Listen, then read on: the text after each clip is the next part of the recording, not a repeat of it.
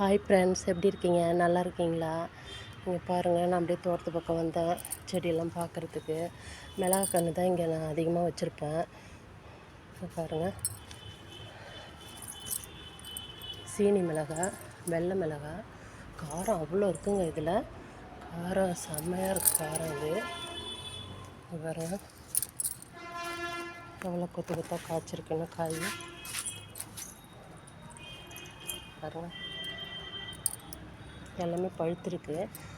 இந்த தடவை நான் எல்லாமே பழுக்க வச்சு தான் எடுக்கணும்னு இருக்கேன்.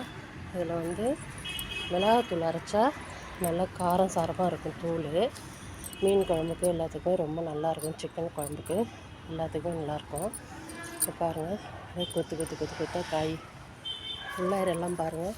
அப்படியே பாருங்கள், எனக்கு இந்த வருஷம்தான் இந்த அளவுக்கு காய் கொடுத்துருக்கு.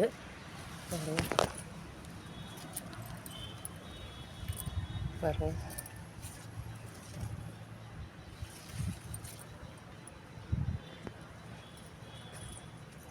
எனக்கு ஏதாவது மனசில் கஷ்டம் இருந்துச்சுன்னா நான் அப்படியே இங்கே தோட்டத்து பக்கம் செடிங்கள்கிட்ட தான் வந்துடுவேன். அவங்கக்கிட்ட பார்த்துட்டு இதெல்லாம் பார்க்கும்போது எனக்கு அப்படியே மனசு ரிலாக்ஸ் ஆகிடும். அதனால் எப்பயுமே நான் அதிகமாக எனக்கு செடியெலாம் வைக்கிறதுக்கு ரொம்ப பிடிக்கும். இதை பாருங்க, நாட்டு மிளகாயும் நல்லா பழமாக இருக்குது. நாளைக்கு இது பறிக்கும்போது உங்களுக்கு ஒரு வீடியோ கொடுக்குறேன். பாருங்கள்,